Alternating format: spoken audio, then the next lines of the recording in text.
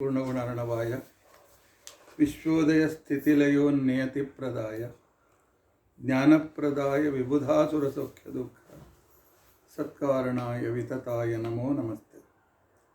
अभ्रमं भङ्गरहितम् अजडं विमलं सदा आनन्दतीर्थमतुलं भजे तापत्रयापहम्। भवति यदनुभावादेडमूकोऽपि वाग्मी जडमतिरपि जन्तुर्जायते प्राज्ञमौलिः। सकलवचनचेतो देवता भारती सा मम वचसि निधत्तां सन्निधिं मानसे च। अस्मद्गुरुसमारम्भां टीकाकृत्पादमध्यगां श्रीमदाचार्यपर्यन्तां वन्दे गुरुपरम्परां। विद्यायां विबुधाचार्यं वेदज्ञानाब्धिचन्दिरं दुर्मतध्वान्तमार्ताण्डं सत्यध्यानमुनिं भजे। 50 वर्षपर्यन्तं सततं रामपूजकः श्री सत्यप्रमोदगुरुराट् भासतां नो हृदम्बरे। बन्धुस्त्वं गुरुरिष्टदैवतमिति त्वत्पादपङ्केरुहं प्राप्तं मां परिपालयेति सततं याचे निबद्धाञ्जलिः। चित्तं मद्गुणदोषचिन्तनविधौ नूनं मनं मा कृथाः। श्री सत्यात्मगुरो त्वदङ्घ्रियुगलं हित्वा न मे सद्गतिः। यैरहं शुकवत् सम्यक् शिक्षितोऽस्मि कृपालुभिः तान् वन्दे धेनुपाचार्यान् तत्त्वज्ञानार्थसिद्धये। श्री गुरुभ्यो नमः। हरिः ओम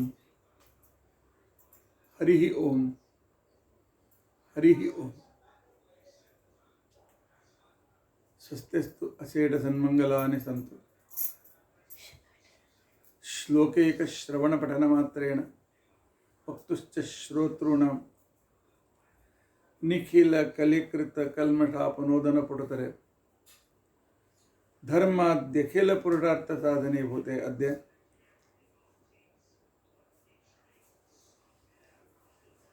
श्री व्यासराज गुरूणाम् अद्भुत चरित्र विवरणारंभे सति किंचित पूर्वकथानुवादः। हरिः ओम हरिः ओम हरिः ओम।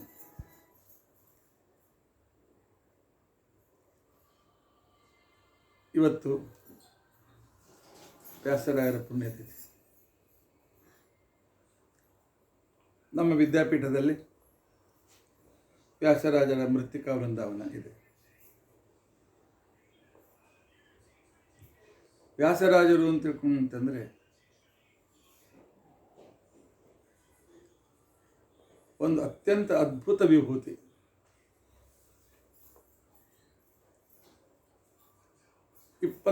ಕುಭಾಷ್ಯಗಳನ್ನು ತಪ್ಪು ಭಾಷ್ಯಗಳನ್ನು ಖಂಡನ ಮಾಡಿ ಜಗತ್ತಿಗೆ ಅತ್ಯದ್ಭುತವಾಗಿರ್ತಕ್ಕಂತಹ ಯಥಾರ್ಥ ಜ್ಞಾನ ರೂಪವಾದ ಬ್ರಹ್ಮಸೂತ್ರ ಭಾಷ್ಯವನ್ನು ಕೊಟ್ಟ ಶ್ರೀಮದಾಚಾರ್ಯರು ಸಕಲ ಸಮಕಾಲೀನ ದರ್ಶನಗಳ ತತ್ವಜ್ಞಾನಗಳ ವಿಮರ್ಶೆಯನ್ನು ಮಾಡಿ ಅಲ್ಲಿದ್ದ ನ್ಯೂನತೆಗಳನ್ನು ತೋರಿಸಿಕೊಟ್ಟು ಯಥಾರ್ಥ ಜ್ಞಾನ ಕೊಡುವುದಕ್ಕೋಸ್ಕರ ಅನುವ್ಯಾಖ್ಯಾನ ಗ್ರಂಥವನ್ನು ಬರೆದರು.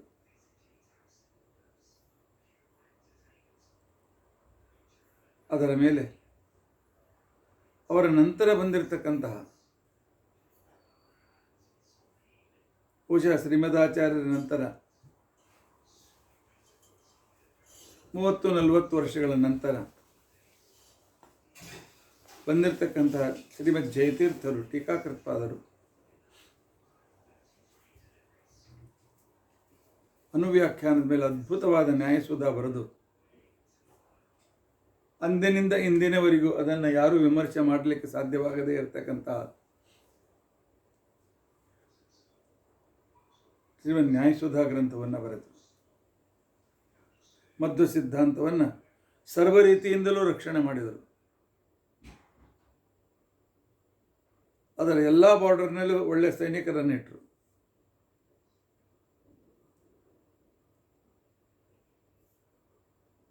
ಇಂತಹ ಸಂದರ್ಭದಲ್ಲಿ ಆನಂತರ 14ನೇ ಶತಮಾನದ ಉತ್ತರಾರ್ಧ 15 ಸಂದರ್ಭದಲ್ಲಿ ಟೀಕಾಕೃತ ನಂತರ 1-1.5 ವರ್ಷದ ನಂತರ ವ್ಯಾಸರಾಜರು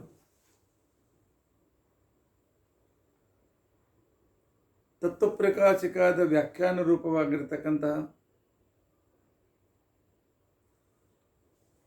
ಚಂದ್ರಿಕಾ ಗ್ರಂಥವನ್ನು ರಚನೆ ಮಾಡಿ ತಾತ್ಪರ್ಯ ಚಂದ್ರಿಕಾ ಗ್ರಂಥವನ್ನು ರಚನೆ ಮಾಡಿದರು. ಆನಂತರ ಶ್ರೀಮನ್ ನ್ಯಾಯಸುಧಾದಲ್ಲಿ, ವಾದಾವಲಿಯಲ್ಲಿ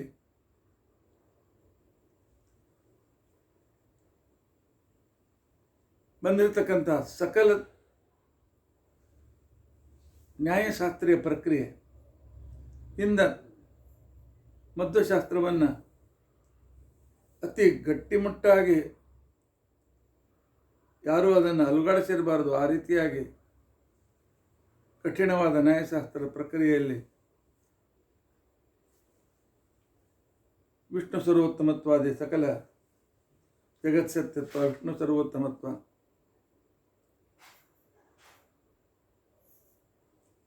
ಆನಂತರ ಪಂಚಭೇದ, ಪ್ರಮಾಣ ಇತ್ಯಾದಿಗಳ ಒಂದು ನಿರ್ಣಯಾತ್ಮಕವಾದ ಸ್ಥಿತಿಯಲ್ಲಿ ಇಟ್ಟಿರತಕ್ಕಂತಹ ವ್ಯಕ್ತಿಗಳು ವ್ಯಾಸರಾಜರು.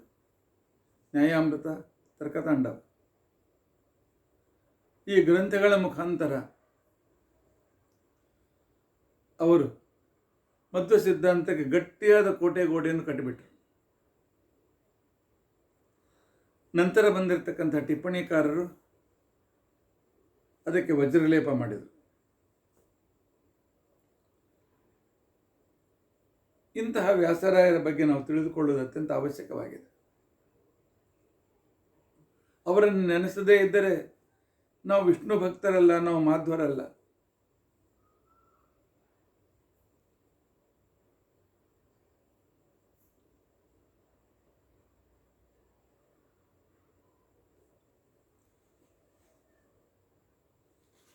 ಇವರ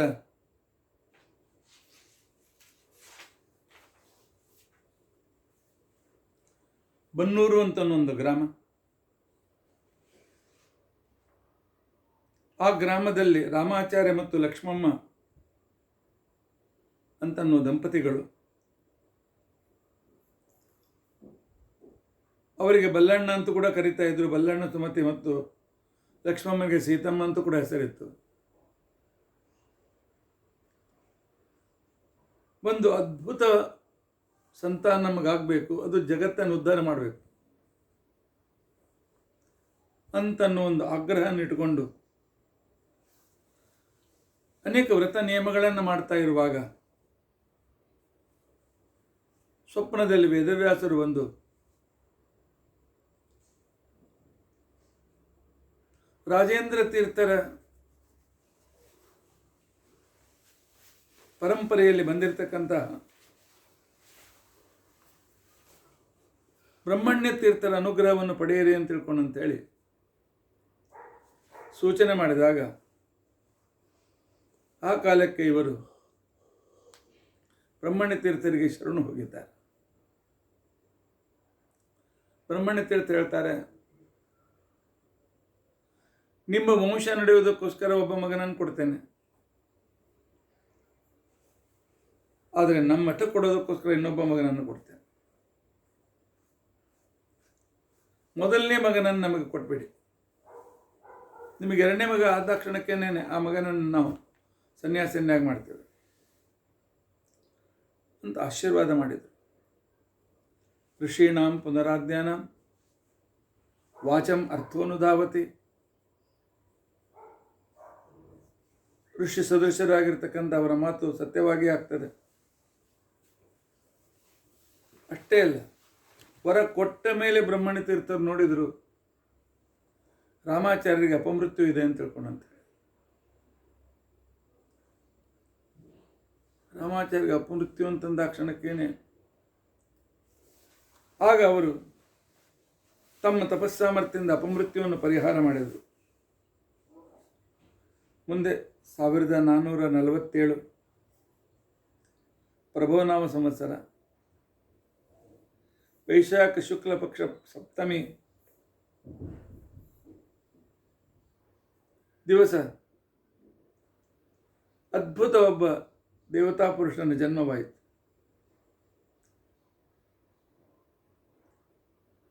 ಮೊದಲೇ ಬ್ರಹ್ಮಣ್ಯ ತೀರ್ಥರು ಬಂಗಾರದ ಹರಿವಾಣ ಕಳಿಸಿಕೊಟ್ಟಿದ್ರು. ಆ ಮಗುವಿಗೆ ಭೂಸ್ಪರ್ಶವಾಗದಂತೆ ನೋಡಿಕೊಳ್ಳಿ ಅಂತ ತಿಳ್ಕೊಂಡಂತೇಳಿ ಹುಟ್ಟಿದ ಕೂಸನ್ನು ಮಠಕ್ಕೆ ಕರೆಸಿದ್ದಾರೆ. ಸ್ವತಃ ಬ್ರಹ್ಮಣ್ಯ ತೀರ್ಥರೇ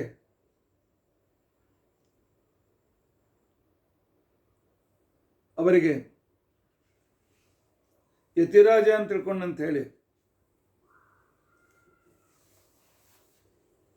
ನಾಮಕರಣ ಮಾಡಿದ್ದಾರೆ.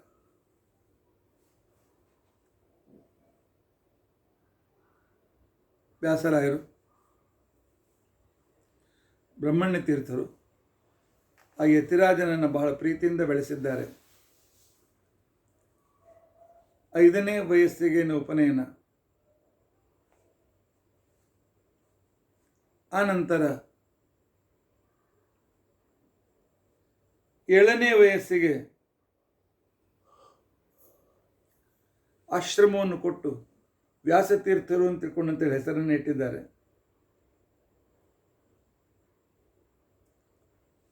ಆನಂತರ ಆಗಿನ ಕಾಲದಲ್ಲಿ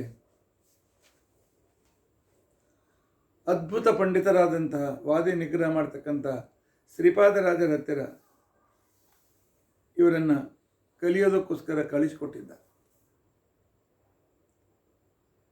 ಶ್ರೀಪಾದರಾಜರ ಹತ್ತಿರ ಶಿಷ್ಯರಾಗಿರುವಾಗ ಸಾಯಂಕಾಲವಾಯಿತು. ಅಲ್ಲೇ ಸೋಸಲೆ ಸಮೀಪದಲ್ಲಿರ್ತಕ್ಕಂಥ ಆಶ್ರಮ, ಅದರ ಹತ್ರ ಒಂದು ಗುಡ್ಡ, ಯಾವಾಗಲೂ ಗುಡ್ಡದಲ್ಲಿ ಕೂತ್ಕೊಂಡು ತಪಸ್ ಮಾಡ್ತಕ್ಕಂಥ ವ್ಯಕ್ತಿ. ಸಾಯಂಕಾಲ ಆಯಿತು. ಸಾಯಂಕಾಲದ ಮಂಗಳಾರತಿಗೆ ಹೋಗಿ ವ್ಯಾಸರಾಯರನ್ನು ಕರ್ಕೊಂಡು ಬನ್ನಿ ಅಂತ ತಿಳ್ಕೊಂಡಂತೇಳಿ ಶಿಷ್ಯರಿಗೆ ಕಳಿಸಿದಾಗ ಹೋದ ಶಿಷ್ಯರು ಗಾಬರಿಯಾಗಿ ಓಡ್ತಾ ಓಡ್ತಾ ಬಂದಿದ್ದಾರೆ. ಗುರುಗಳೇ ಗುರುಗಳೇ ಗುರುಗಳೇ, ಏನಾಯಿತು? ಏನಿಲ್ಲ, ವ್ಯಾಸರಾಯರಿಗೆ ಸರ್ಪ ಸುತ್ತಕೊಂಡಿದೆ, ಮೇಲೆ ಹೆಡೆ ಹಿಡಿದಿದೆ, ಹಾಗಾದ್ರೆ ಅವ್ರು ಬರ್ತಾರೆ ಬಿಡಿ ಅಂತ. ಅವರು ಶಿಷ್ಯರು ಕೇಳಿದ್ರು, ಏನಿದು ಸರ್ಪ ಆಗಿದೆ, ಬಿಡ್ತಾರೆ, ಕಚ್ಚಿದ್ರೆ ಏನಾಗಬೇಕು? ಏನಿಲ್ಲ, ಟೀಕಾಕೃತಾದರ ಅನುಗ್ರಹ ಮಾಡೋದಕ್ಕೋಸ್ಕರ ಬಂದಿದ್ದಾರೆ, ಅವರ ಅನುಗ್ರಹ ತೆಗೆದುಕೊಂಡು ಬರ್ತಾರೆ ಅಂತ ತಿಳ್ಕೊಂಡು ಅಂತ ಹೇಳಿ.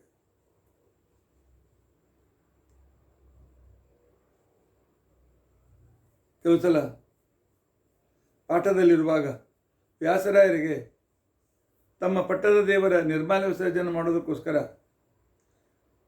ಶ್ರೀಪಾದರಾಜರು ವ್ಯಾಸರಾಯರು ಹೇಳ್ತಾ ಇದ್ರು. ಒಂದು ಸಂದರ್ಭದಲ್ಲಿ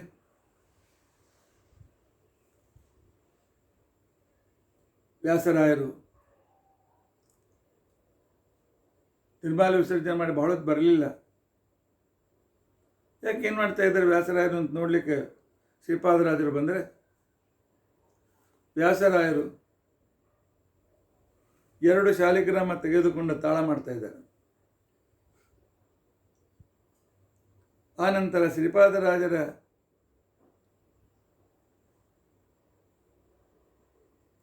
ಆ ಶ್ರೀಕೃಷ್ಣ ನರ್ತನ ಮಾಡ್ತಾ ಇದ್ದಾನೆ, ಮೂರ್ತಿ ಸಜೀವವಾಗಿ ನರ್ತನ ಮಾಡ್ತಾ ಇದ್ದ. ಶ್ರೀಪಾದರಾಜರು ಇದನ್ನು ನೋಡಿ ಬಹಳ ಸಂತೋಷಪಟ್ಟಿದ್ದಾರೆ. ಅವರ ಅದ್ಭುತ ಯೋಗ್ಯತೆಯನ್ನು ನೋಡಿ ಇನ್ನೂ ಸಂತೋಷಪಟ್ಟಿದ್ದಾರೆ. ಆ ಶಾಲಿಗ್ರಾಮ ಒಡೆದು ಸುದರ್ಶನ ಆಯಿತು. 1 ಶಾಲಿಗ್ರಾಮ, 2 ಸುದರ್ಶನಗಳದು. ಆಗ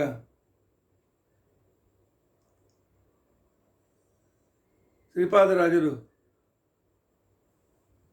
ವ್ಯಾಸರಾಯರಿಗೆ ಹೇಳಿ, ಹೊಸೂರು ಅಂತ ತಿಳ್ಕೊಂಡಂತಿದೆ, ಆ ಹೊಸೂರಲ್ಲಿ ಹೊಸೂರಮ್ಮ ಅಂತ ಒಂದು ದೇವಾಲಯ ಇದೆ.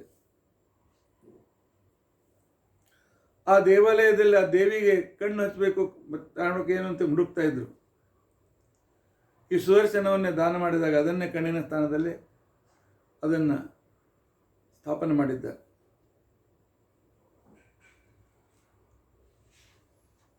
ಇಂಥ ಶ್ರೀಪಾದರಾಜರು ಯಾವಾಗ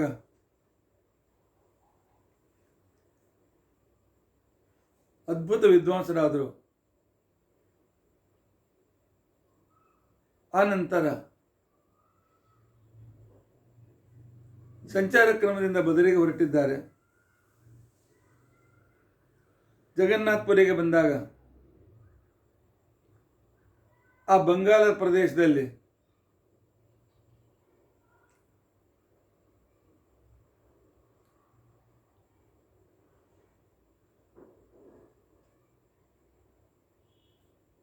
ಪಕ್ಷಧರ ಮಿಶ್ರ ಅಂತ ತಿಳ್ಕೊಂಡಂತಿದ್ದ.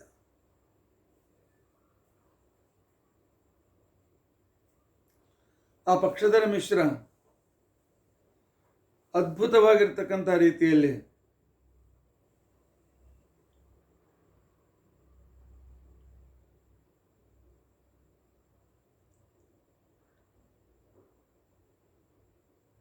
ನವೀನ ನ್ಯಾಯದಲ್ಲಿ ಅದ್ಭುತ ವಿದ್ವಾಂಸನಾಗಿದ್ದ. ಅದ್ಭುತ ವಿಶ್ವಾಸನಾಗಿರ್ತಕ್ಕಂಥ ಸಂದರ್ಭದಲ್ಲಿ ಆವಾಗ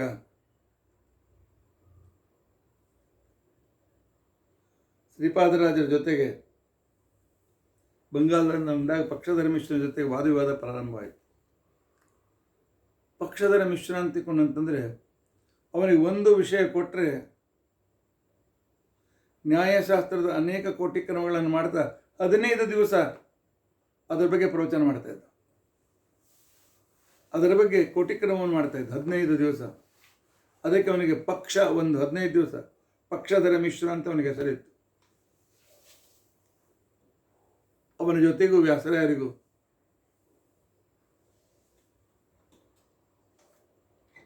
ಒಂದು ವಿಶಿಷ್ಟವಾಗಿರ್ತಕ್ಕಂಥ ರೀತಿಯಲ್ಲಿ ಚರ್ಚೆಯಾಗಿದೆ. ಕೊನೆಗೆ ಪಕ್ಷಧರ ಮಿಶ್ರ ತಾನು ಸೋತು ಶರಣಾಗತನಾಗಿದ್ದಾನೆ. ಶ್ರೀಪಾದರಾಜರಿಗೆ ಹೇಳ್ತಾನೆ, ಯದಧೀತಂ ತದಧೀತಂ. ನಾನು ಎಷ್ಟು ಶಾಸ್ತ್ರಗ್ರಂಥಗಳನ್ನು ಓದಿದ್ದೇನೆ ಅದೆಲ್ಲವನ್ನು ನಿಮ್ಮ ಶಿಷ್ಯರು ಓದಿದ್ದಾರೆ. ಯನ್ನಾಧೀತಂ ತದಪಿ ಅಧೀತಂ. ನಾ ಯಾವುದನ್ನು ಓದಿಲ್ಲ ಕೇಳಿಲ್ಲ ಅದೆಲ್ಲವೂ ಇವರಿಗೆ ಗೊತ್ತಿದೆ.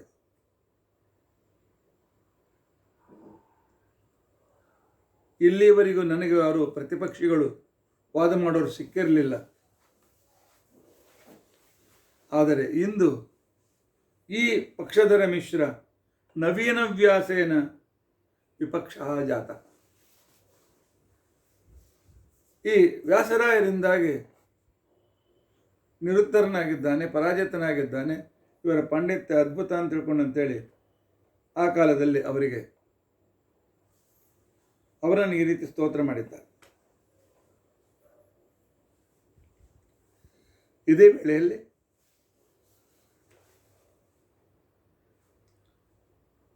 ವ್ಯಾಸತೀರ್ಥರ ಹತ್ರ ವಾದಿರಾಜರು ವಿಜೇಂದ್ರರು ಅಭ್ಯಾಸ ಮಾಡಲಿಕ್ಕೆ ಬಂದಿದ್ದಾರೆ.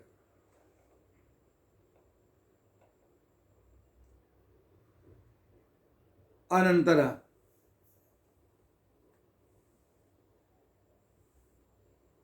ಅವರು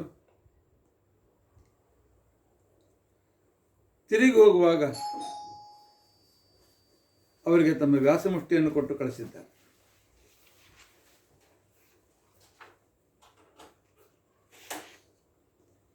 ಕಳಿಸಿಕೊಟ್ಟಿದ್ದಾರೆ.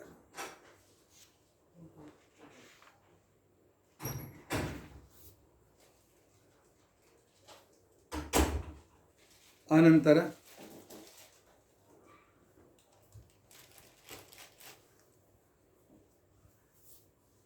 ಶ್ರೀಪಾದರಾಜರು ಅನೇಕ ರಾಜರ ಗುರುಗಳಾಗಿದ್ದರು. ಅವರೆಲ್ಲರೂ ಕೂಡ ಈ ವ್ಯಾಸರಾಯರ ಶಿಷ್ಯರಾಗಿದ್ದಾರೆ.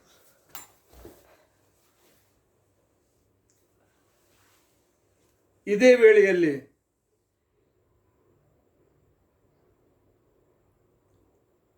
ಚಂದ್ರಗಿರಿಯಲ್ಲಿ ವಿಜಯನಗರದ ರಾಜ್ಯವನ್ನು ಮಾಡ್ತಾ ಇದ್ದ.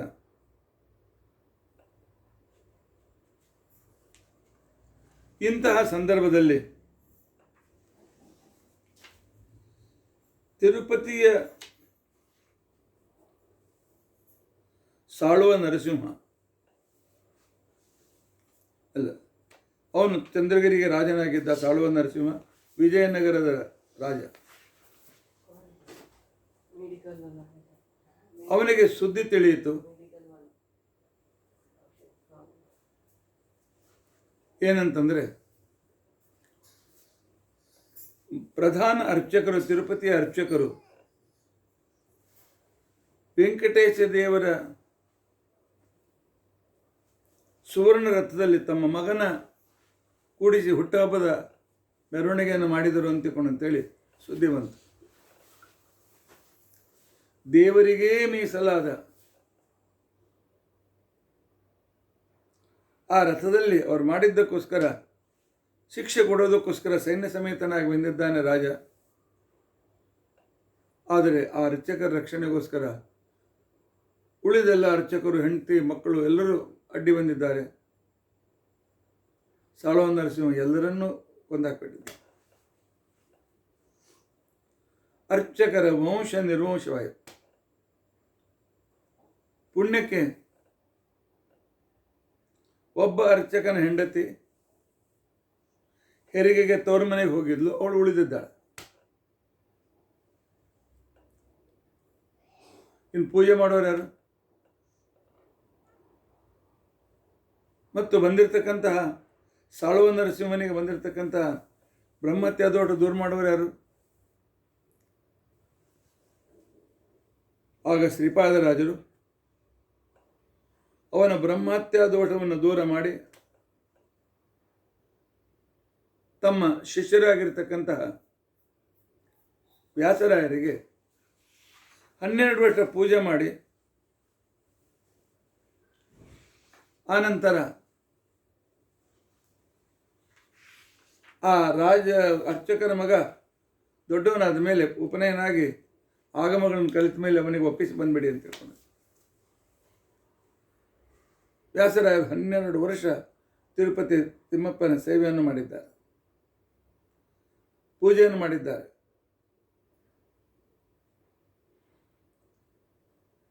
ಹನ್ನೆರಡು ವರ್ಷದ ನಂತರ ಆ ಬಾಲಕ ದೊಡ್ಡವನಾದ ಮೇಲೆ ಆ ಕಾಲದಲ್ಲಿ ಅವನಿಗೆ ಕೊಟ್ಟು ಏನು ಬಯಸದೆ ವಾಪಸ್ ಬಂದ್ಬಿಟ್ಟಿದ್ದಾರೆ.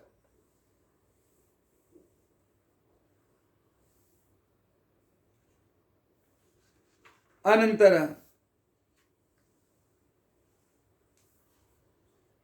ವ್ಯಾಸರಾಯರು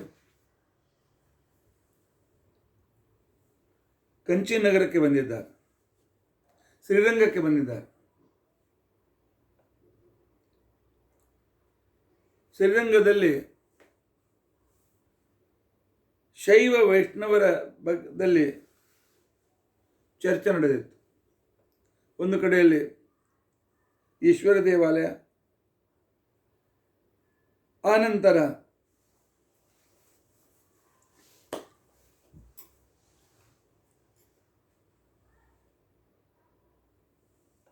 ನಮಗೆ ಎಷ್ಟು ಸ್ಥಳ ನಮ್ಮದು ಅಂಥೇಳಿ ಶೈವರು, ಇಲ್ಲ ಶ್ರೀರಂಗನಾಥನದು ಇಷ್ಟು ಅಂತ ಇವರು ಜಗಳ ಮಾಡ್ತಾ ಇದ್ರು. ಮೇಲಿಂದ ಹೊಡೆದಾಟ ಆಗ್ತಾ ಇತ್ತು. ವ್ಯಾಸರಾಯರು ಅಲ್ಲಿಗೆ ಒಂದು ಅವರ ವ್ಯಾಜ್ಯವನ್ನು ಬಿಡಿಸಿದ್ದಾರೆ. ಅವರು ಹೇಳಿದ್ದಾರೆ, ನಾನು ಶ್ವಾಸ ಗಟ್ಟಿ ಹಿಡಿದು ಶ್ರೀರಂಗದಲ್ಲಿರ್ತಕ್ಕಂಥ ಮಂದಿರದಿಂದ ಎಷ್ಟು ದೂರ ಬರ್ತೇನೆ, ಎಲ್ಲಿ ನಾನು ಶ್ವಾಸ ಬಿಡ್ತೇನೆ ಅಲ್ಲಿಯವರೆಗೆ ಅದು ವೈಷ್ಣವ ಕ್ಷೇತ್ರ, ಅದರ ನಂತರ ಉಳಿದು ಶೈವ ಕ್ಷೇತ್ರ ಅಂತ ತಿಳ್ಕೊಂಡಂತೆ. ಹಾಗೆ ವ್ಯಾಸರಾಯರು 3 ಮೈಲುವರೆಗೂ ಶ್ವಾಸ ಹಿಡಿದುಕೊಂಡು ಬಂದಿದ್ದಾರೆ. 3 ಮೈಲ್. ಆನಂತರ ಎಲ್ಲಿ ಶ್ವಾಸವನ್ನು ಬಿಟ್ಟರು ಅಲ್ಲಿವರೆಗೂ ವೈಷ್ಣವ ಕ್ಷೇತ್ರ ಅಂತೇಳಿ ಅಲ್ಲಿ ಎಲ್ಲೆಕಲ್ಲು ಆಂಜನೇಯರು ಅಂತಿಕೊಂಡಂತೆ ಆಂಜನೇಯ ದೇವಾಲಯವನ್ನು ಕಟ್ಟಿಸಿದ್ದಾರೆ. ಇದೇ ರೀತಿ ಕಂಚೀನಗರದಲ್ಲಿ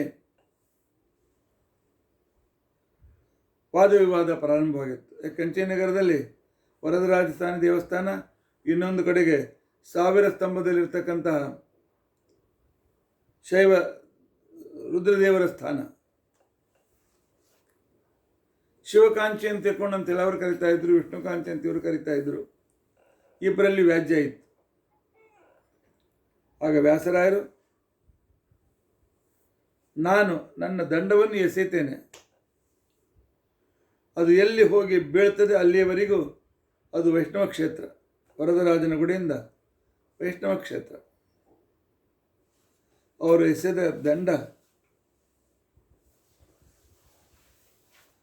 ಅಲ್ಲಿ ಕಾಮಾಕ್ಷಿ ದೇವಾಲಯದವರೆಗೂ ಬಂದು, ಕಂಚಿ ಕಾಮಾಕ್ಷಿ ದೇವಾಲಯಕ್ಕೆ ಬಂದಿತ್ತು.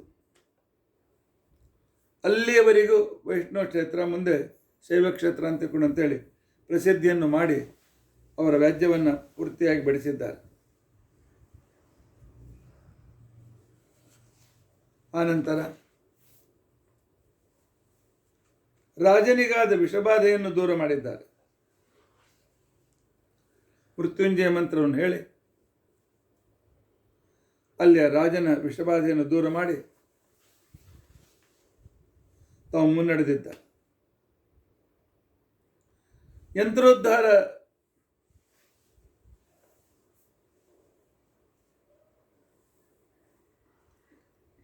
ಪ್ರಾಣದೇವರ ಸನ್ನಿಧಾನದಲ್ಲಿ ಈಗ ಅಲ್ಲಿ ಯಂತ್ರೋದ್ಧಾರ ಪ್ರಾಣದೇವರಿದ್ದಾರೆ, ಅಲ್ಲಿ ಪ್ರಾಣದೇವರ ಗುಡಿ ಇರಲಿಲ್ಲ. ಇವರು ಪ್ರಾಣದೇವರನ್ನು ಆವಾಹನ ಮಾಡಬೇಕು ಅಂತ ತಿಳ್ಕೊಂಡಂತೇಳಿ ಕಲ್ಲಿನ ಮೇಲೆ ಅಂಗಾರದಿಂದ ಪ್ರಾಣದೇವರನ್ನು ಚಿತ್ರ ತೆಗೆದಿದ್ದಾರೆ. ಪ್ರಾಣ ಪ್ರತಿಷ್ಠಾಪನೆ ಮಾಡಿ ಆರಾಧನೆ ಮಾಡಬೇಕು ಅನ್ನೋಷ್ಟರಲ್ಲಿ ಅದು ಜೀವಂತ ಕಪಿಯಾಗಿ ಅದು ಹಾರಿ ಹೋಗ್ಬಿಡ್ತದೆ, ಮತ್ತೆ ಕಲ್ಲು ಮೊದಲಿನಂತೆ ಆಗ. ಹೀಗೆ ಕೆಲವು ಸಲ ಆದ ನಂತರ ಇಲ್ಲ, ಹನುಮಪ್ಪನನ್ನು ಇಲ್ಲಿ ಶಾಶ್ವತನಾಗಿ ನಾನು ಕೂಡಿಸ್ತೇನೆ ಅಂತ ತಿಳ್ಕೊಂಡು ಅಂತೇಳಿ ವ್ಯಾಸರಾಯರು ಯಂತ್ರವನ್ನು ತಯಾರು ಮಾಡಿದ್ದಾರೆ. ತ್ರಿಕೋಣ ಯಂತ್ರವನ್ನು ತಯಾರು ಮಾಡಿ ಅದರ ಮಧ್ಯದಲ್ಲಿ ಪ್ರಾಣದೇವರನ್ನು ಪ್ರಾಣಪ್ರತಿಷ್ಠಾಪನೆ ಮಾಡಿದರೆ ಹನುಮಂತ ಹೇಳ್ತಾನೆ, ಎಲ್ಲಿಂದ ಹೋಗೋದಿಲ್ಲ ಅಂತ ಚಿಂತೆ ಮಾಡಬೇಡಿ ಅಂತ. ಅವತ್ತಿನಿಂದ ಯಂತ್ರೋದ್ಧಾರ ಪ್ರಾಣದೇವರ ಆ ಗುಡಿ, ಯಂತ್ರೋದ್ಧಾರ ಪ್ರಾಣದೇವರ ಆ ಸ್ಥಾನ ಬಹಳ ಅದ್ಭುತವಾದ ರೀತಿಯಲ್ಲಿ ಇವತ್ತಿಗೂ ಅತ್ಯಂತ ಜಾಗೃತ ಸ್ಥಾನವಾಗಿ ಮೆರೀತಾ ಇದೆ. ಅಸಂಖ್ಯ ಜನರು ದರ್ಶನ ತೆಗೆದುಕೊಂಡು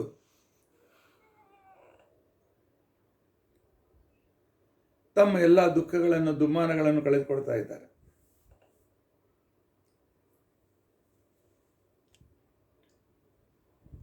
ಏಳುನೂರ 32 ಕಡೆಯಲ್ಲಿ ಪ್ರಾಣದೇವರನ್ನು ಸ್ಥಾಪನೆ ಮಾಡಿದ್ದಾರೆ. 732 ಕಡೆಯಲ್ಲಿ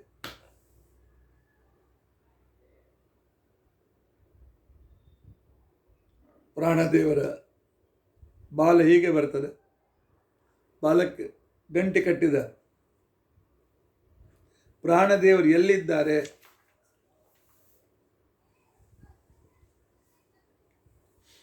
ಅದು ವ್ಯಾಸರಾಯರು ಸ್ಥಾಪನೆ ಮಾಡಿದ ಪ್ರಾಣದೇವರನ್ನು ತಿಳ್ಕೊಳ್ಬೇಕು.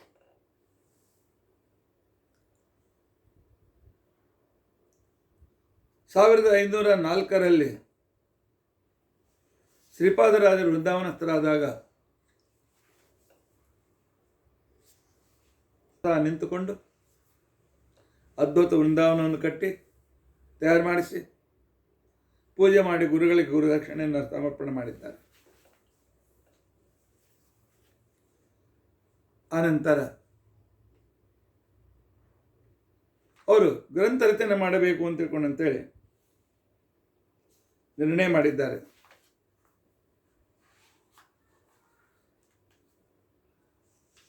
ಅದ್ಭುತವಾಗಿರ್ತಕ್ಕಂಥ ಜಗತ್ತಿಗೆ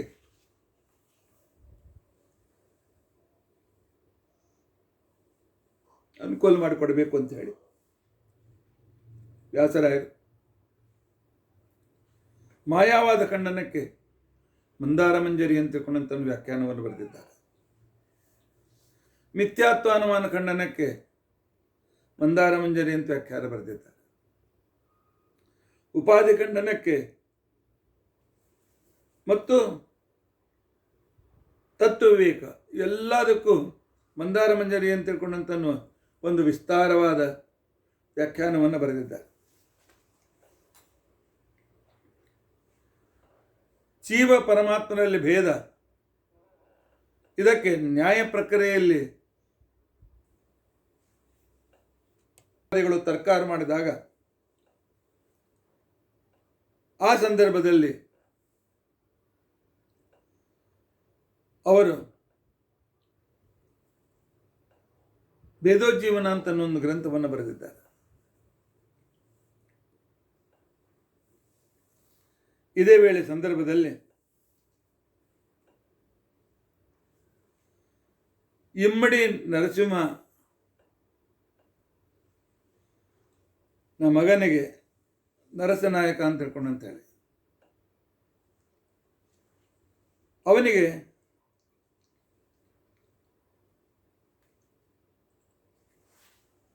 ಹೆಂಡತಿ ಇದ್ಲು. ಮೊದಲನೇ ಹೆಂಡತಿಯಲ್ಲಿ ಅವನಿಗೆ ವೀರ ನರಸಿಂಹ ಅಂತಿಕೊಂಡ ಮಗ ಇದ್ದ. ತವಳವ ಹೆಂಡತಿಯಲ್ಲಿ ಕೃಷ್ಣದೇವರಾಯನ ಜನ್ಮವಾಗಿದೆ. ಸಣ್ಣ ವಯಸ್ಸು, ಸ್ವಲ್ಪ ಇನ್ನೂ ಈ ಮಕ್ಕಳು ಸಣ್ಣವರಿರುವಾಗ ಕೃಷ್ಣದೇವರಾಯ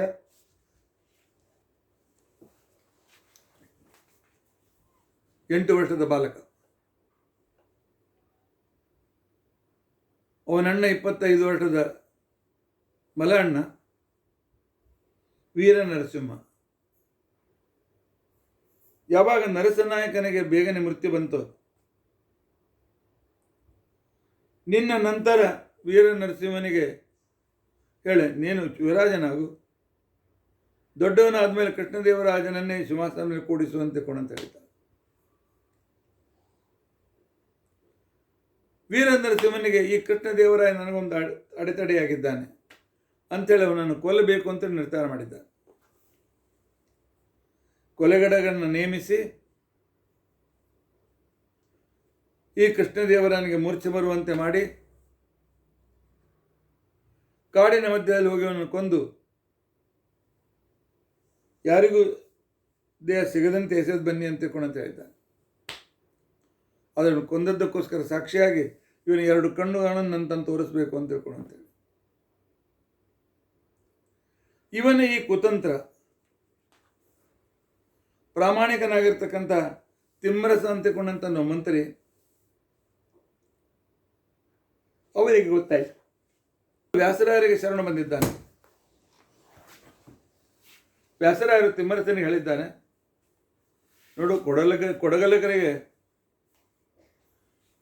ರಾಜ ಕೊಟ್ಟ 2 ಪಟ್ಟು ಸಂಪತ್ತಿ ಕೊಡಿಸು, ಕೃಷ್ಣದೇವರನ್ನ ನಮ್ಮ ಮಠದಲ್ಲಿ ಮುಚ್ಚಿಟ್ಬಿಡು. ತಿಮ್ಮರಸ ಕೊಲಗಡಗರಿಗೆ ಹೇಳಿದ್ದಾನೆ, ರಾಜ ನಿಮಗೇನು ಕೊಡ್ತೇನೆ ಅಂತ ಹೇಳಿದ್ದಾನೆ, 2 ಪಟ್ಟು ಸಂಪತ್ತಿ ಕೊಡ್ತೇವೆ, ನೀವು ಹುಡುಗನನ್ನು ಉಳಿಸ್ಬೇಕು. ಆದರೆ ರಾಜ ಹೇಳಿದ್ದಾನೆ, ಅವನು 2 ಕಣ್ಣುಗಳನ್ನು ತೆಗೆದುಕೊಂಡು ಬನ್ನಿ ಅಂತ ತಿಳ್ಕೊಂಡಂತೇಳಿ. ಆಗ ವದರಾಜ ಹೇಳಿದ್ರು, ಆಡಿನ ಕಣ್ಣು ಮತ್ತು ಮನುಷ್ಯರ ಕಣ್ಣು ಒಂದೇ ರೀತಿಯಾಗಿ ಕಾಣುತ್ತೆ. ಒಂದು ಆಡನ್ನು ಕೊಂದು ಅದರ 2 ಕಣ್ಣುಗಳನ್ನು ತೆಗೆದುಕೊಂಡು ಹೋಗಿ ತೋರಿಸ್ಬಿಡಿ ಅಂತ ತಿಳ್ಕೊಂಡು ಹೇಳ್ತಾರೆ. ಕೃಷ್ಣದೇವರಾಯ ದೊಡ್ಡವನಾದ ಮೇಲೆ ವ್ಯಾಸರಾಯರು ಅವನನ್ನೇ ರಾಜನನ್ನಾಗಿ ಮಾಡಿದ್ದಾರೆ. ಒಂದು ಸಲ ಕುಹಯೋಗ ಬಂದಿದೆ.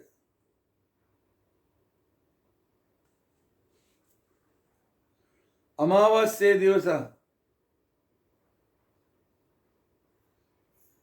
ಚಂದ್ರನ ಒಂದೂ ಕಲೆ ಇಲ್ಲದೆ ಇರತಕ್ಕಂಥ ಅಮಾವಾಸ್ಯೆ ಯಾವಾಗ ಬರ್ತದೆ, ಯಾಕೆ ಚಂದ್ರನ ಪೂರ್ಣ ಕಲೆ ಯುಕ್ತನಾಗಿ ಸೂರ್ಯನ ಜೊತೆಗಿರ್ತಾನೆ, ಯಾವಾಗ ಈ ರೀತಿಯಾಗಿರ್ತಕ್ಕಂಥ ಬರ್ತದೆ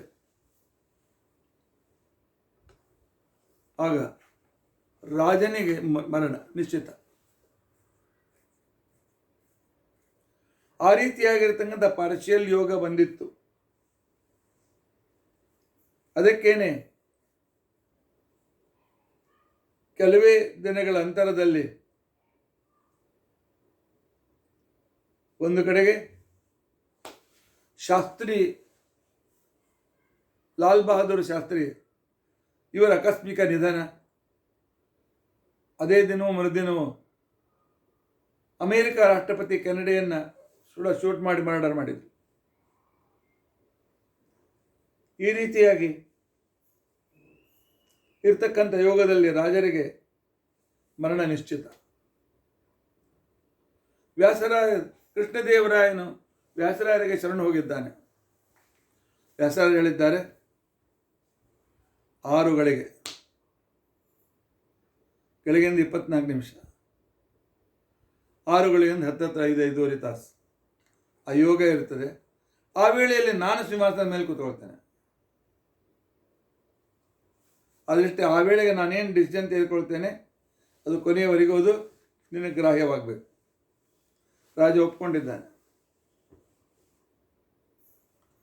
ವ್ಯಾಸರಾಯರು ಸಿಂಹಾಸನದ ಮೇಲೆ ಕುಳಿತುಕೊಂಡಿರ್ತಕ್ಕಂಥ ಸಂದರ್ಭದಲ್ಲಿ ಒಂದು ವಿಶಿಷ್ಟವಾಗಿರ್ತಕ್ಕಂಥ ಕೃತ್ಯ, ಬೆಂಕಿ ಉಂಡಿ ಸಿಂಹಾಸನ ಹತ್ರ ಬಂದಾಗ ವ್ಯಾಸರಾಯರು ತಮ್ಮ ಶಾಟಿಯನ್ನು ಅದು ಕೊಟ್ಟಿದ್ದಾರೆ. ಅದು ಶಾಟಿಯನ್ನು ಸುಟ್ಟು ಹೊರಟೋಗ್ಬಿಟ್ಟಿದೆ. ಒಂದು ರಾಜ ಕೂತಿದ್ದ ಅವನನ್ನು ಸುಟ್ಟಾಗ್ತಾ ಇತ್ತು. ರಾಜನಿಗೆ ಬಹಳ ಸಂತೋಷವಾಗಿದೆ. ಸಂತೋಷವಾಗಿ ಅವರನ್ನು ತನ್ನ ರಾಜಗುರುಗಳನ್ನಾಗಿ ಮಾಡಿಕೊಂಡು ಅವರಿಗೆಲ್ಲ ಒಂದು ಅನುಕೂಲತೆಯನ್ನು ಮಾಡಿಕೊಟ್ಟು, ಇಲ್ಲೇ ಇದ್ದ ನೀವು ಪಾಠ ಪ್ರವಚನ, ಆ ನಂತರ ಶಾಸ್ತ್ರರಚನೆಯನ್ನು ಮಾಡಿ ಅಂತ ತಿಳ್ಕೊಂಡಂತೇಳಿ ಕೃಷ್ಣ ಮಂದಿರವನ್ನು ಕಟ್ಟಿಸಿಕೊಟ್ಟಿದ್ದಾನೆ ವಿಜಯನಗರದಲ್ಲಿ. ಸಮೀಪದಲ್ಲಿ ವ್ಯಾಸರಾಯರ ಮಠಕ್ಕೆ ವಿಶ್ವಪಾವನ ಮಠ ಅಂತ ತಿಳ್ಕೊಂಡಂತ ಹೆಸರಿತ್ತು. 10,000ಕ್ಕಿಂತ ಮೇಲೆ ವಿದ್ಯಾರ್ಥಿಗಳು ಕೂತ್ಕೊಳ್ಳಿಕ್ಕೆ ಸಾಧ್ಯವಾಗ್ತಾ ಇತ್ತು. ಇಂಥ ಅದ್ಭುತವಾದಂತಹ ಮಹಿಮೆಯುಳ್ಳ ವ್ಯಾಸರಾಯರು ನಂತರ ಇದುವರೆ ಗಳಿಗೆಯಲ್ಲಿಯೇ ವ್ಯಾಸರಾಯರು ಅನೇಕ ಬ್ರಾಹ್ಮಣರಿಗೆ ಅನೇಕ ಗ್ರಾಮಗಳನ್ನು ದಾನ ಮಾಡಿದ್ದಾರೆ.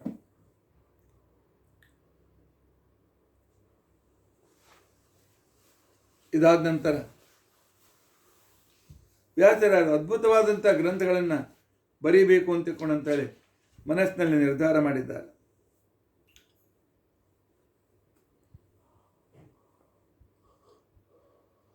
ವ್ಯಾಸರಾಯರು ತಮ್ಮ ವಿದ್ಯಾಪೀಠಕ್ಕೆ ಸರ್ವಜ್ಞ ವಿದ್ಯಾಪೀಠ ಅಂತ ಹೆಸರಿಟ್ಟಿದ್ದಾರೆ. ಆ ಪೀಠದಲ್ಲಿ ಅನೇಕ ಮಹಾ ವಿದ್ವಾಂಸರು ತಯಾರಾಗ್ತಾ ಇದ್ರು.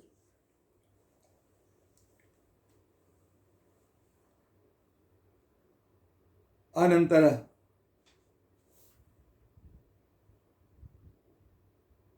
ವಿಜಯಗಿರಿಯಿಂದ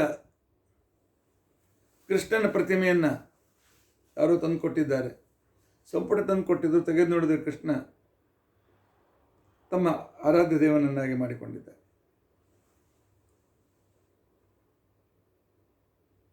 ಕುಹಯೋಗ ನಿವಾರಣೆ ಆದಮೇಲೆ ರಾಜ ನವರತ್ನಗಳಿಂದ ವ್ಯಾಸರಾಯರಿಗೆ ಅಭಿಷೇಕ ಮಾಡಿದ್ದಾನೆ. ವ್ಯಾಸರಾಯರು ಅದೆಲ್ಲವನ್ನು ಯೋಗ್ಯ ಬ್ರಾಹ್ಮಣರಿಗೆ ದಾನ ಕೊಟ್ಬಿಟ್ಟಿದ್ದಾರೆ.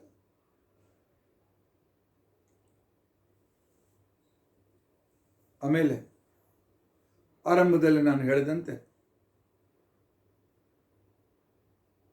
ನ್ಯಾಯ ಪ್ರಕ್ರಿಯೆಯನ್ನು ಇಟ್ಟುಕೊಂಡು ಅದ್ವೈತ ಮತವನ್ನು ಖಂಡನೆ ಮಾಡೋದಕ್ಕೋಸ್ಕರ ನ್ಯಾಯಾಮೃತ ಅಂತ ಅನ್ನೋ ಗ್ರಂಥ ಬರೆದರು.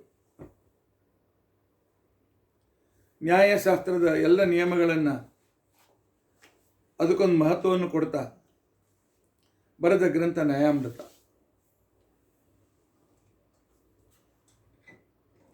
ಈ ನ್ಯಾಯಾಮೃತ ವನ್ನು ನೋಡಿ ಅದ್ವೈತ ಮತದ ಸಣ್ಣ ಪುಟ್ಟ ಗ್ರಂಥಗಳನ್ನು ಕೂಡ ಹಿಡಿದುಕೊಂಡು ವಿಮರ್ಶೆ ಮಾಡಿದ್ದಾರೆ ಈ ಗ್ರಂಥದಲ್ಲಿ.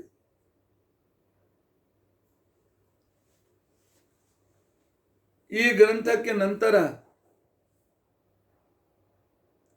ಮಧುಸೂದನ ಸರಸ್ವತಿ ಅಂತಕ್ಕಂಥವರು ಅದ್ವೈತ ಸಿದ್ಧಿ ಅಂತ ಗ್ರಂಥ ಬರೆದು ವ್ಯಾಸರಾಜ ಹೇಳಿದ ವಾಕ್ಯ ಸರಿಯಲ್ಲ ಅಂತೇಳಿ ಖಂಡನೆ ಮಾಡೋದಕ್ಕೋಸ್ಕರ ಪ್ರಯತ್ನ ಪಟ್ಟಿದ್ದಾರೆ.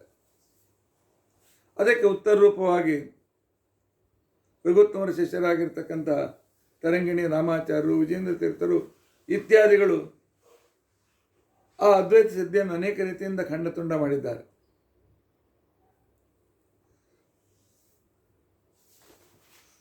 ಇಂಥ ಗ್ರಂಥದ ರಚನೆಯನ್ನು ವ್ಯಾಸರಾಯರು ಮಾಡಿದ್ದಾರೆ.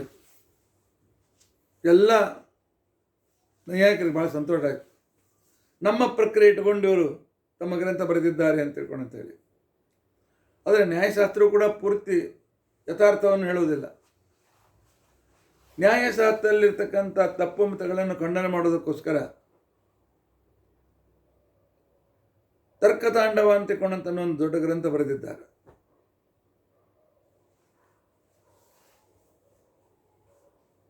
ಅದನ್ನು ನೈಯಾಯಿಕರು ಓದಿ ಛೇ ವ್ಯಾಸರಾಯ ನಮ್ಮವರು ಅಂತ ತಿಳ್ಕೊಂಡಿದ್ದು ನಮ್ಮನ್ನು ಖಂಡನೆ ಮಾಡಿದ್ದಾರೆ ಅಂತ ತಿಳ್ಕೊಂಡಂತೆ.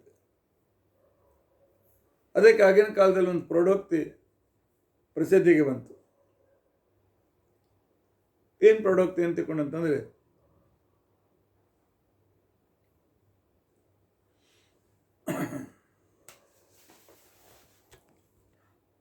ಇದೇ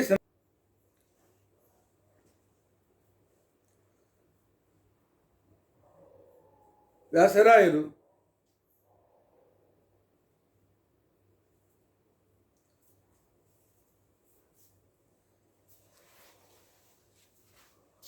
ಹತ್ರ ಕಂದಕೂರು ಅಂತ ಒಂದು ಊರು, ಅಲ್ಲಿಯ ಜನರಿಗೆ ನೀರಿನ ಬಹಳ ದೊಡ್ಡ ಬರಗಾಲ ಇತ್ತು.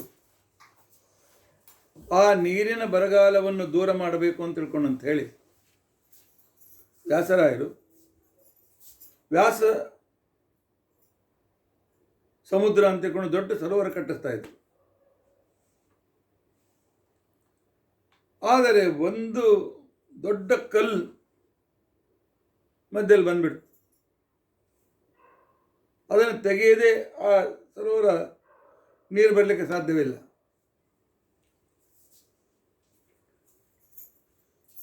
ಹಾಗೆ ಕಟ್ಟಿಸ್ತಾ ಇದ್ದಾರೆ. ಅದೇ ವೇಳೆಗೆ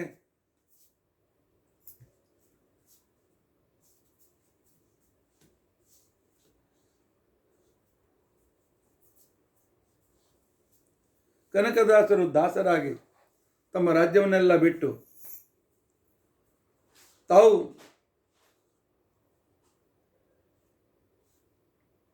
ಕರ್ನಾಟಕ ಸಾಹಿತ್ಯದಲ್ಲಿ ಹರಿದಾಸರಾಗಬೇಕು ಅಂತ ತಿಳ್ಕೊಂಡಂತೇಳಿ ಬಯಸಿ ವ್ಯಾಸರಾಯರ ಹತ್ರ ಬರ್ತಾರೆ. ವ್ಯಾಸರಾಯರ ಹತ್ರ ಬಂದಿರತಕ್ಕಂಥ ಸಂದರ್ಭದಲ್ಲಿ ಆಗ ವ್ಯಾಸರಾಯರ ಹತ್ರ ಹೋಗಿ ನನಗೆ ನಿಮ್ಮ ಶಿಷ್ಯನನ್ನಾಗಿ ಮಾಡಿಕೊಳ್ಳಿ, ನನಗೊಂದು ಮಂತ್ರೋಪದೇಶ ಮಾಡಿ ಅಂತ ತಿಳ್ಕೊಂಡಿದ್ದ.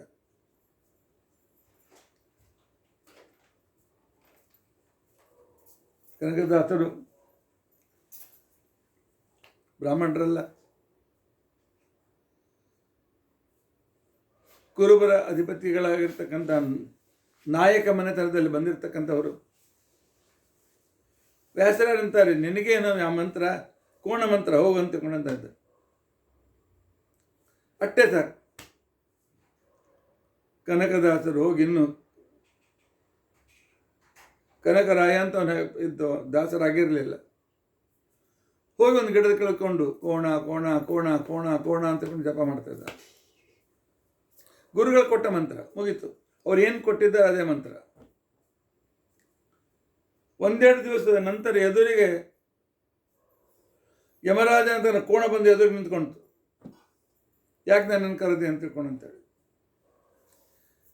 ಕನಕ ಕೇಳಿದ, ಯಾರು ನೀನು? ನಾನು ಯಮದೇವ್ರನ್ನ ಹೊತ್ಕೊಂಡು ತಿರುಗಾಡ್ತಕ್ಕಂಥ ಕೋಣ. ನಾನು ಮಂತ್ರ ಅಂದಿದ್ದಾಗ ಯಮದೇವ್ರು ನಿನ್ನ ಹತ್ರ ಕಳಿಸ್ಕೊಟ್ಟಿದ್ದಾರೆ, ಅವನಿಗೇನು ಕೆಲಸ ಮಾಡ್ಕೊಂಡು ಅಂತಕೊಂಡಂತ. ಏನು ಕೆಲಸ ಮಾಡ್ಬೇಕು ಹೇಳು? ಅದೆಲ್ಲ ನನಗೆ ಗೊತ್ತಿಲ್ಲಪ್ಪ, ನಮ್ಮ ಗುರುಗಳ ಹತ್ರ ಹೋಗೋಣ ಅಂತಕೊಂಡು. ವ್ಯಾಸರಾಯರ ಹತ್ರ ಬಂದಾಗ, ನೋಡಿ ನೀವು ಕೋಣ ಮಂತ್ರ ಕೊಟ್ಟಿದ್ದೀರಿ. ಕೋಣ ಪ್ರತ್ಯೇಕ ದೊಡ್ಡ ಎತ್ತರವಾದ, ಆನೆಗಿಂತ ದೊಡ್ಡ ಎತ್ತರವಾದ ಕೋಣ. ವ್ಯಾಸರಾಯರಿಗೆ ಅರ್ಥವಾಯಿತು, ತಮ್ಮ ಮಂತ್ರವನ್ನು ಸಿದ್ಧಿಕೊಂಡು ಪಡಿಸ್ಕೊಂಡಿದ್ದಾನೆ ಇವನು ಅಂತೇಳಿ.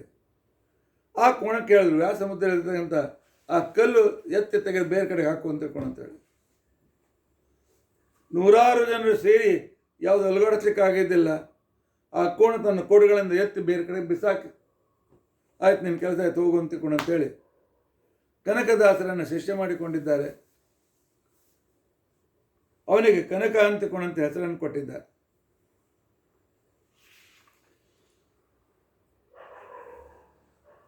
ಇಷ್ಟು ಶಿಷ್ಯನ ಮೇಲೆ ಅವರಿಗೆ ವಾತ್ಸಲ್ಯ. ಕನಕನನ್ನು ಉದ್ಧಾರ ಮಾಡಿದ್ದಾರೆ. ಇದೇ ವೇಳೆಗೆ ತಮ್ಮ ಸರ್ವಸ್ವವನ್ನು ತ್ಯಾಗ ಮಾಡಿಕೊಂಡು ಪುರಂದರದಾಸರು ಬಂದಿದ್ದಾರೆ. ನವಕೋಟೆ ನಾರಾಯಣ ಅವರಿಗೂ ದಾಸದೀಕ್ಷೆಯನ್ನು ಕೊಟ್ಟಿದ್ದಾರೆ. ಪುರಂದರದಾಸರು ಮತ್ತು ಕನಕದಾಸರು ಇವರಿಬ್ಬರು ಇವರ ಕಣ್ಮಣಿಗಳಾಗಿದ್ದಾರೆ. ವ್ಯಾಸರಾಯರಿಗಿಬ್ಬ ಶಿಷ್ಯರು.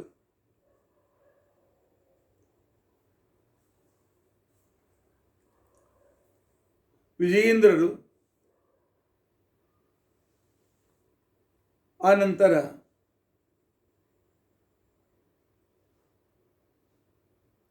ವಾದಿರಾಜರು. ಇದೇ ವೇಳೆಗೆ ಸುರೇಂದ್ರ ತೀರ್ಥರು ಅಂತಿಕೊಂಡು ಅಂತೇಳಿ ವ್ಯಾಸರಾಯ ಮಠದಲ್ಲಿ ಗುರುಗಳಾಗಿದ್ದರು. ಅವರು ವ್ಯಾಸರಾಯರ ಹತ್ರ ಬರ್ತಾರೆ, ನೋಡ್ತಾರೆ ವಾದಿರಾಜರು ಮತ್ತು ವಿಜಯೇಂದ್ರರು. ಅವ್ರಿಗೆ ಬೇರೆ ಬೇರೆ ಹೆಸರಿತ್ತು. ಅದ್ಭುತ ಪಾಂಡಿತ್ಯ ನೋಡಿ. ಆಗ ಇವರಲ್ಲಿ ಯಾರಾದ್ರೂ ಒಬ್ಬ ನನ್ನ ಶಿಷ್ಯನನ್ನಾಗಿ ಮಾಡಿಕೊಳ್ಬೇಕು, ನನ್ನ ಉತ್ತರಾಧಿಕಾರಿಯಾಗಿ ನಮ್ಮ ದೇಶವನ್ನು ಉದ್ಧಾರ ಮಾಡಬೇಕು ಅಂತೇಳಿ ಸುರೇಂದ್ರ ತೀರ್ಥರು ಬಯಸಿದ್ದಾರೆ. ವ್ಯಾಸರಾಯರ ಆದರ ಸತ್ಕಾರ ಮಾಡಿದಾಗ ಆಪೋಷಣ ತೆಗೆದುಕೊಳ್ಬೇಕು. ವ್ಯಾಸರಾಯ ಹೇಳಿದ್ದಾರೆ, ಸುರೇಂದ್ರ ತೀರ್ಥರೇ ಆಪೋಷಣ ತೆಗೆದುಕೊಳ್ಳಿ ಅಂತ ತಿಳ್ಕೊಂಡು ಅಂತೇಳಿ. ಆಗ ಅವರು ಹೇಳಿದ್ದಾರೆ ವ್ಯಾಸರಾಯರಿಗೆ, ನಿಮ್ಮ ಇಬ್ಬರ ಶಿಷ್ಯರಲ್ಲಿ ಒಬ್ಬರನ್ನು ಕೊಡುವಂತಿದ್ರೆ ನಾನು ಆಪೋಷಣ ತೆಗೆದುಕೊಳ್ತೇನೆ, ಇಲ್ಲದ್ರೆ ಉಪವಾಸ ಮಾಡ್ತೇನೆ. ಇಬ್ಬರು ಅವ್ರ ಕಣ್ಮಣಿಗಳು, ಯಾರನ್ನು ಬಿಟ್ಕೊಡ್ಲಿಕ್ಕಿಲ್ಲ. ಆದರೆ ಯತಿಗಳು ಉಪವಾಸ ಹೋಗಬಾರ್ದು ಅಂತ ಹೇಳಿ ಆ ಕಾಲದಲ್ಲಿ ಅವ್ರು ಹೇಳಿದ್ರು, ನೋಡಪ್ಪ ಸುರೇಂದ್ರ ಇರ್ತಾರೆ, ವ್ಯಾಸರಾಯರು ಶ್ರೀಪಾದರಾಜರ ಬಳುವಳಿ, ನಾನು ಕೊಡ್ಲಿಕ್ಕೆ ಬರೋದಿಲ್ಲ. ಆನಂತರ ಈ ಶಿಷ್ಯನನ್ನು ಕೊಡ್ತೇನೆ, ಕರೆದುಕೊಂಡು ಹೋಗಿರಿ ಅಂತಿಕೊಂಡಂತ ಅಂದಾಗ ಆಗ ಅವರಿಗೆ ಆಶ್ರಮವನ್ನು ಕೊಟ್ಟು ಅವರಿಗೆ ವಿಜೇಂದ್ರ ತೀರ್ಥರು ಅಂತಿಕೊಂಡಂತ ಹೆಸರನ್ನು ಇಟ್ಟಿದ್ದಾರೆ. ಸುರೇಂದ್ರ ತೀರ್ಥ, ವಿಜೇಂದ್ರ ತೀರ್ಥರೇ ಮುಂದೆ 108 ಗ್ರಂಥಗಳನ್ನು ಬರೀತಾರೆ.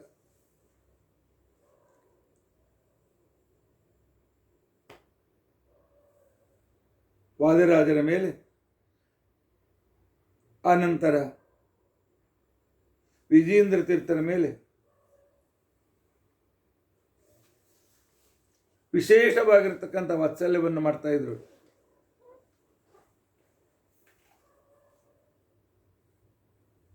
ಇದಾದ ನಂತರ ಮತ್ತೆ ಪುನಃ ವ್ಯಾಸರಾಯರು ಉಡುಪಿಗೆ ಬಂದಿದ್ದಾರೆ. ಉಡುಪಿಯಲ್ಲಿ ಪರಮಾತ್ಮನ ನೋಡಿ ಬಹಳ ಸಂತೋಷಪಟ್ಟಿದ್ದಾರೆ.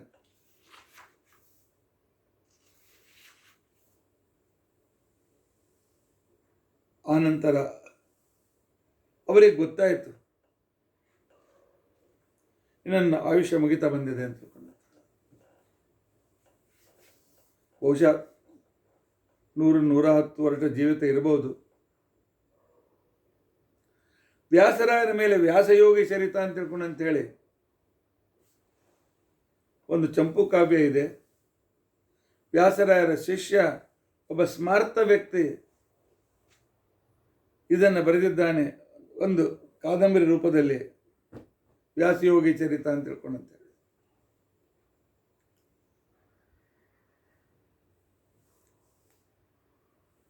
ಇಂಥ ವ್ಯಾಸರಾಯರು ಅದ್ಭುತ ತಮ್ಮ ಪಾಂಡಿತ್ಯ ಅನುಗ್ರಹ ರೀತಿಯಿಂದ ಜಗತ್ತಿಗೆ ಬಹಳ ವಿಶೇಷ ಅನುಕೂಲ ಮಾಡಿಕೊಟ್ಟಿದ್ದಾರೆ.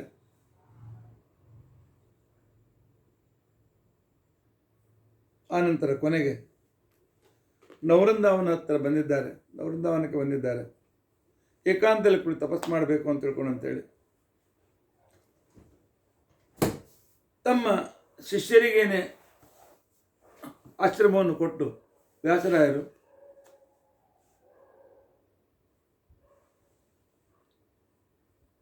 ವಿಶೇಷವಾದ ರೀತಿಯಲ್ಲಿ ಶ್ರೀನಿವಾಸ ತೀರ್ಥರು ಅಂತ ಹೆಸರಿಟ್ಟು ತಮ್ಮ ಉತ್ತರಾಧಿಕಾರಿಯನ್ನಾಗಿ ಮಾಡಿಕೊಂಡಿದ್ದಾರೆ. ಶ್ರೀಕೃಷ್ಣ ರಾಜ ದಿನಾಲು ಬರಬೇಕು, ವ್ಯಾಸರಾಯರ ಹತ್ತಿರ ಇರಬೇಕು. ವ್ಯಾಸರಾಯರು, ಪುರಂದರದಾಸರು, ಆನಂತರ ಕೃಷ್ಣದೇವರಾಯ,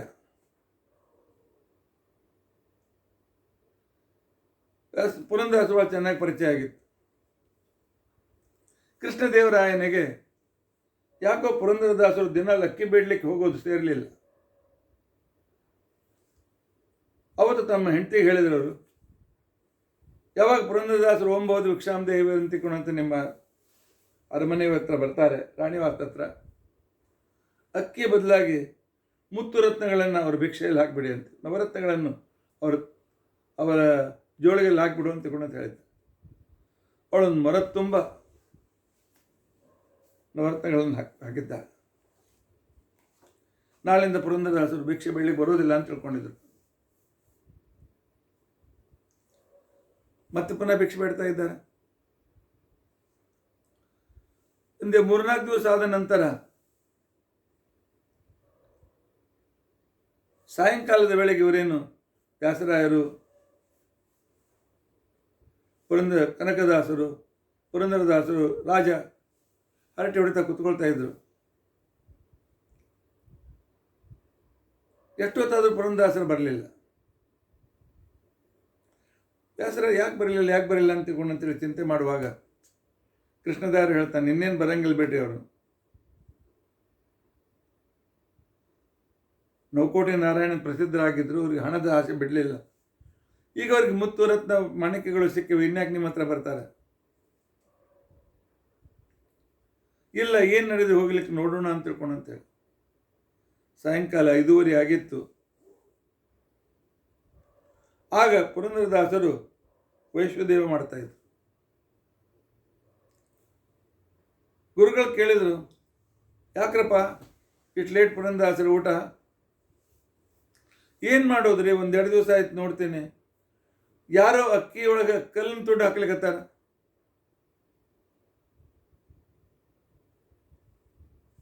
ಅದನ್ನು ಮನೆಗೆ ತಂದು ಅದನ್ನು ಆರಿಸಿ ಆಮೇಲೆ ಅಡಿಗೆಗೋಸ್ಕರ ಈ ರೀತಿ ವಿಳಂಬ ಆಗ್ತಾ ಇದೆ ಅಂತ ತಿಳ್ಕೊಳುತ್ತೆ.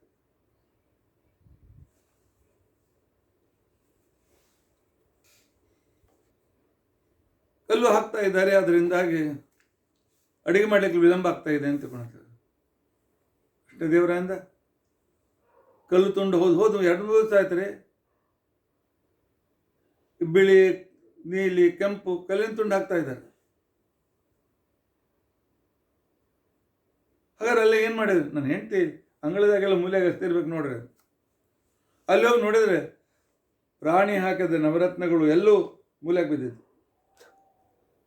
ಆಗ ಕೃಷ್ಣದೇವರಾಯನಿಗೆ ಬುದ್ಧಿವಂತು, ವಿರಕ್ತರ ಪರೀಕ್ಷೆ ನಾನು ಮಾಡಬಾರ್ದು, ಇವರು ಮಹಾವಿರಕ್ತರು, ಇಂಥ ಮುತ್ತುರತ್ನ ಎಷ್ಟು ಕಂಡಿದ್ರು ಯಾರಿಗೂ ಗೊತ್ತು, ಅದನ್ನು ಗುರುತಿಸುವ ಮಹಾ ಸಾಮರ್ಥ್ಯ ಪಡೆದ್ರು, ಬೇಕಂತಲೇ ಅದನ್ನು ಎಸ್ತಿದ್ದಾರೆ ಅಂತ ತಿಳ್ಕೊಂಡಂತೆ.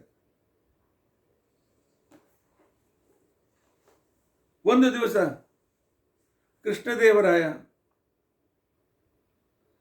ಕೇಳ್ತಾನೆ, ಪುರಂದರ ದಾಸರು ಬರೆದ ಗ್ರಂಥಗಳಿಗೆ ಏನು ವಿಶೇಷ ಬೆಲೆ ಇದೆ ಅಂತ ತಿಳ್ಕೊಂಡಂತೇಳಿ, ಇಲ್ಲ ಅದನ್ನು ಪರೀಕ್ಷೆ ಮಾಡೋಣ ಅಂತ ತಿಳ್ಕೊಂಡಂತೇಳಿ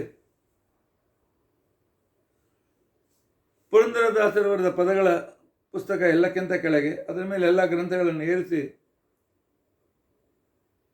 ಬ್ರಹ್ಮಸೂತ್ರ, ಉಪನಿಷತ್ತು, ಇದೆಲ್ಲ ಪುಸ್ತಕಗಳನ್ನು ಇಟ್ಟಿದ್ದು. ಆ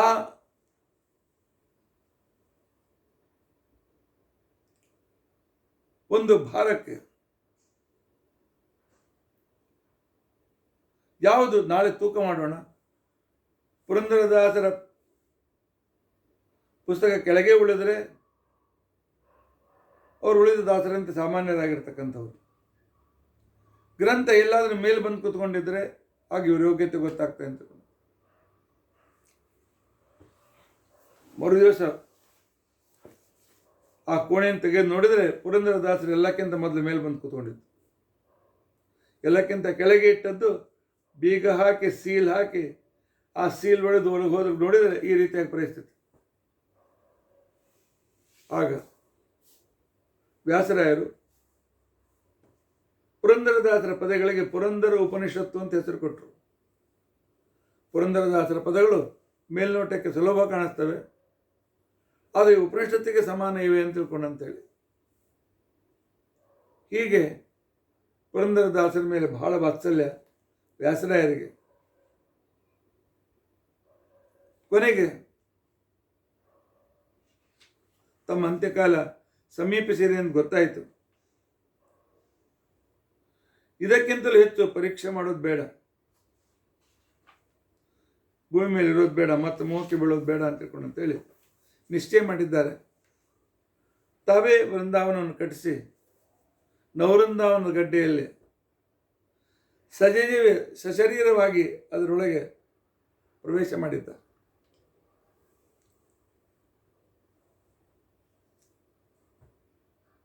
ಇವತ್ತಿಗೂ ಪ್ರಧಾನವಾಗಿ ನವವೃಂದಾವನಕ್ಕೆ ಹೋದರೆ ಕಲ್ಲಿನ ಮಂಟಪದ ಹಿಂದೆ ಇರತಕ್ಕಂಥದ್ದು ಭವ್ಯವಾದಂಥ ವೇದವ್ಯಾಸ ದೇವರ ಇಲ್ಲ ವ್ಯಾಸರಾಯರ ಆ ವೃಂದಾವನ ನೋಡಲಿಕ್ಕೆ ನಮ್ಗೆ ಸಿಗ್ತದೆ ಅಂತ ತಿಳ್ಕೊಂಡಿದ್ದಾರೆ.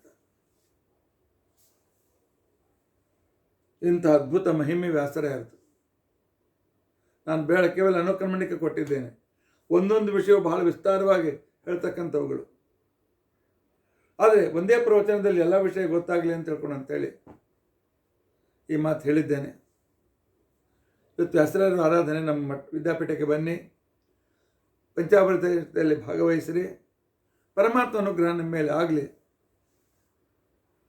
ಅಂತ ತಿಳ್ಕೊಂಡು ಅಂತೇಳಿ ಹೇಳುತ್ತಾ ವ್ಯಾಸರಾಯರು ಬೃಂದಾವನ ಪ್ರವೇಶ ಮಾಡಿದರು. ಪಾಂಡಿತ್ಯದಲ್ಲಿ ಅತ್ಯಂತ ಶ್ರೇಷ್ಠ ಕೃತಿಗಳು ತಮ್ಮ ಕಾಲದಲ್ಲಿ ವ್ಯಾಸರಾಯರಿಗೆ ಸಮಾನ ಯಾರೂ ಇಲ್ಲ ಅಂತಕೊಂಡಂತೇಳಿ ಪ್ರಸಿದ್ಧರಾಗಿರ್ತಕ್ಕಂಥವರು. ಇವತ್ತಿಗೂ ಸೋದೆಗೆ ಹೋಗಿ ಭೂತರಾಜನ ಎದುರಿಗೆ 2 ತೆಂಗಿನಕಾಯಿಗಳನ್ನಿಟ್ಟು ವ್ಯಾಸರಾಯ ನಮಸ್ಕಾರ ಮಾಡಿದರೆ ನಿಮ್ಮ ಇಷ್ಟ ಅಭಿಪೂರ್ತಿ ಆಗ್ತದೆ, ಹೋಗಿ ಮನೆಗೆ ಅಂತಕೊಂಡಂತೇಳಿ. ಮನೆಗೆ ಬಂದಾಗ ಗುರುಗಳು ಕೊಟ್ಟಾದ್ರು ಗೊತ್ತಾಗ್ತದೆ. ಮಕ್ಕಳು ಬೇಕಾದರೆ ಮಕ್ಕಳು ಕೊಟ್ಟಿದ್ದರು, ಮನೆ ಬೇಕಾದವ್ರಿಗೆ ಮನೆ ಅನುಕೂಲ ಮಾಡಿಕೊಟ್ಟಿದ್ದಾರೆ. ಈ ರೀತಿಯಾಗಿ ಎಲ್ಲ ಅನುಕೂಲತೆಯನ್ನು ಮಾಡಿಕೊಟ್ಟು ಹೀಗೆ ನಿನ್ನೆ ಸತ್ಯಬೋಧರ ಕಥೆಯನ್ನು ಕೇಳಿದ್ದೀರಿ. ಮಹಾನುಭಾವರಾದ ವ್ಯಾಸರಾಯರು ಇವರನ್ನು ಸ್ಮರಿಸಿದ ದಿನ ಸುದಿನ. ಇವರ ಅನುಗ್ರಹವಾದರೆ ನಮ್ಮ ಜೀವನ ಧನ್ಯ ಅಂತ ಹೇಳ್ತಾ ನಾನು ಈ ವಾಂಗ್ಮಯ ಸೇವೆಯನ್ನು ನನ್ನ ವಿದ್ಯಾಗುರುಗಳಾಗಿರ್ತಕ್ಕಂಥ ಮೌಲಿ ಗೋಪಾಲಾಚಾರ್ಯರ ಪಾದಾರವಿಂದಗಳಿಗೆ, ತದಂತರ್ಗತ ಸತ್ಯಾತ್ಮ ತೀರ್ಥ ತ್ರಿಪಾದಂಗಳವರ ಅಡಿದಾವರೆಗಳಲ್ಲಿ, ಆನಂತರ ಸತ್ಯಪ್ರಮ ತೀರ್ಥರು, ಸತ್ಯಜ್ಞಾನ ತೀರ್ಥರು, ಈ ರೀತಿಯಾಗಿ ಬ್ರಹ್ಮದೇವರವರೆಗೆ ಇರ್ತಕ್ಕಂಥ ಅವರ ಪೀಠ ಎಲ್ಲರಿಗೂ ಅದನ್ನು ಸಮರ್ಪಣೆ ಮಾಡಿ ಆ ಪ್ರಸಾದವನ್ನು ಸ್ವೀಕರಿಸ. ಅದಕ್ಕೋಸ್ಕರ ನಮ್ಮಲ್ಲಿ ಬನ್ನಿ, ವ್ಯಾಸ ವೃಂದಾವನದ ಪೂಜೆ ಆಗ್ತದೆ. ಪಂಚಾಮೃತದಲ್ಲಿ ಆನಂತರ ಹಸ್ತೋಕ ಸೇವಾದಲ್ಲಿ ಭಾಗವಹಿಸಿ ವ್ಯಾಸರಾಯರ ವಿಶೇಷವಾಗಿರ್ತಕ್ಕಂಥ ಪ್ರಸಾದವನ್ನು ಸ್ವೀಕರಿಸಿ ನಾವು ನಮ್ಮ ಜೀವನವನ್ನು ಧನ್ಯ ಮಾಡಿಕೊಳ್ಳೋಣ. ಇತಿ ಅದ್ಯ ಕಥಾ ಪ್ರಸಕ್ತಿ. ಹರೇ ರಾಮ ರಾಮ ರಾಮ ಹರೇ ಹರೇ, ಹರೇ ಕೃಷ್ಣ ಕೃಷ್ಣ ಕೃಷ್ಣ ಹರೇ ಹರೇ. ಉಗ್ರಂ ವೀರಂ ಮಹಾವಿಷ್ಣುಂ ಜ್ವಲಂತಂ ಸರ್ವತೋಮುಖಂ ನೃಸಿಂಹಂ ಭೀಷಣಂ ಭದ್ರಂ ಮೃತ್ಯುಂ ನಮಾಮ್ಯಹಂ. ಅಚ್ಯುತಾನಂತ ಗೋವಿಂದ ಸ್ಮೃತಿಮಾತ್ರಾರ್ಥನಾಶನ ರೋಗಾನ್ಮೇ ನಾಶಯ ಶೇಷಾನ್ ಆಶು ಧನ್ವಂತರೇ ಹರೇ. ಶ್ರೀಕೃಷ್ಣಾರ್ಪಣಮಸ್ತು. ಶ್ರೀಕೃಷ್ಣಾರ್ಪಣ.